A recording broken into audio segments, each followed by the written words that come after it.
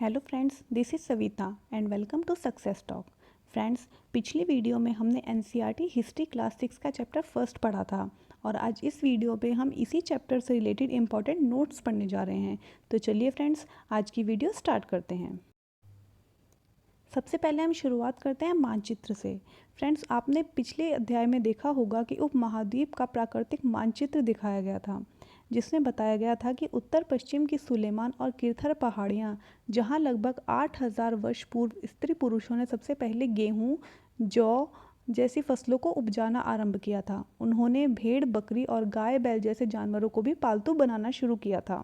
तो देखिए फ्रेंड्स, यहाँ पर ये उत्तर पश्चिम का एरिया है और इसमें सुलेमान और किरथर की पहाड़ियाँ दिखाई गई है।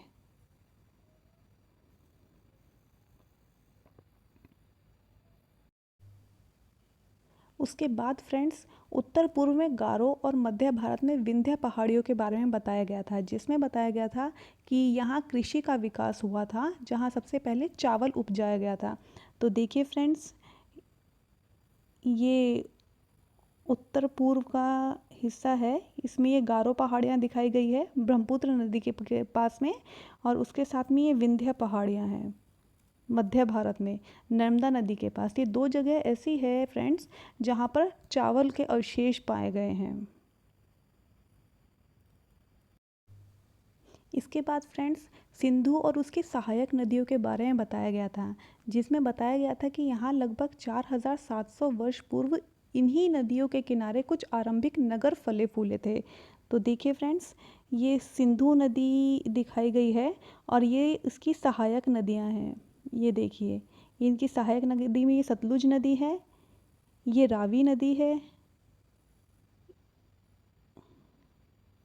ये चेनाब नदी है,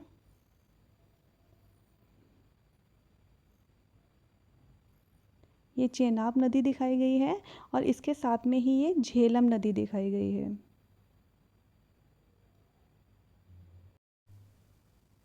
तो फ्रेंड्स, ये सभी सिंधु नदी की सहायक नदियाँ थी।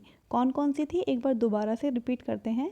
सिंधु नदी की सहायक नदियाँ सतलुज नदी, रावी नदी, चेनाब नदी और झेलम नदी थी। इसके साथ ही फ्रेंड्स बताया गया था कि गंगा की सहायक नदी सोन का पता लगाओ। तो देखिए फ्रेंड्स, ये गंगा नदी है और ये इसके सहायक सोन नदी को दिखाया गया है, और इसके आसपास का जो क्षेत्र था उसे प्राचीन काल में मगध कहा जाता था। तो देखिए फ्रेंड्स, ये मगध का राज्य है, जिसे वर्तमान में बिहार के नाम से जाना जाता है। तो फ्रेंड्स, ये मानचित्र के बारे में बातें बताई गई थी उस अध्याय में। अब चलिए आगे पढ़ते हैं। नर्मदा नदी। नर्मदा नदी कई लाख वर्ष पहले से आखेटक, शिकारी, संग्राहक इसी नदी के किनारे रहते थे। इंडिया शब्द इंडस से निकला है, जिसे संस्कृत में सिंधु कहा जाता है। 2500 वर्ष पूर्व उत्तर पश्चिम की ओर से आने वाले ईरानियों और यूनानियों ने सिंधु को हिंदोस अथवा इंदोस और इसी नदी के पूर्व में स्थित भूमि प्रदेश को इंडिया कहा है।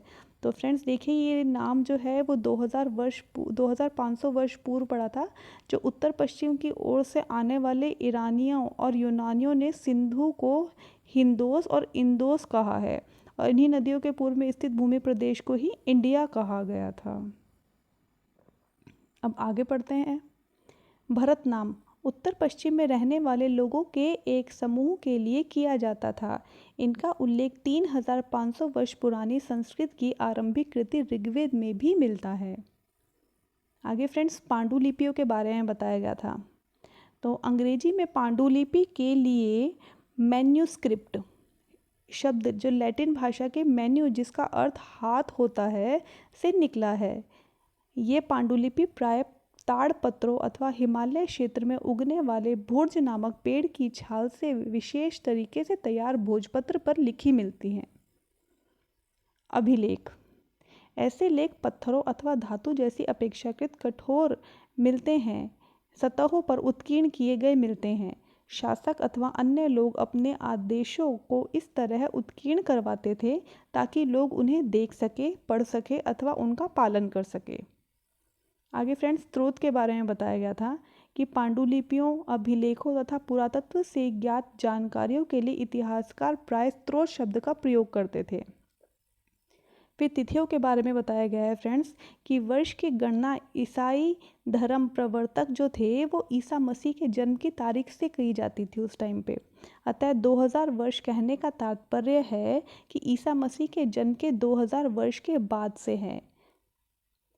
ईसा मसीह के जन्म के पूर्व की सभी तिथियां ईसा पूर्व, यानी कि फ्रेंड्स जो ईसा मसीह का जन्म हुआ था अगर हम उनके जन्म से पहले की बात करेंगे तो उसे हम ईसा पूर्व कहेंगे, और अगर उनके जन्म के बाद की बात कहेंगे तो हम उसे ईसवी कहते हैं। अंग्रेजी में बीसी, हिंदी में ईसवी पूर्व का तात्पर्य बिफोर क्राइस्ट, ईसा पूर्व होता है। लैटिन शब्द एडी एनो डोमिनी, हिंदी में ईसवी का तात्पर्य ईसा मसीह के जन्म के वर्ष से है। तो फ्रेंड्स अब कुछ इम्पॉर्टेंट डेट्स दी गई हैं आगे कि कृषि का आरंभ 8000 वर्ष पूर्व हुआ था। सिंधु सभ्यता के प्रथम नगर 4700 वर्ष पूर्व बसाए गए थे। गंगा घाटी के नगर मगध का बड़ा राज्य 2500 वर्ष पूर्व बसा था, और वर्तमान की शुरुआत लगभग 2000 वर्ष पूर्व हुई थी। तो फ्रेंड्स आज की वीडियो में बस इतना ही। आई होप आपको मेरी ये वीडियो पसंद आई है, और अगर आपको मेरी ये वीडियो पसंद आई है तो प्लीज़ मेरे चैनल को सब्सक्राइब कर दीजिए और साथ ही बेल आइकन को प्रेस कर दीजिए जिससे कि आने वाली वीडियोस आप तक पहुंच सके।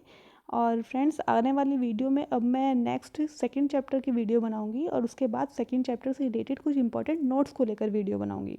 तो थैंक यू फ्रेंड्स।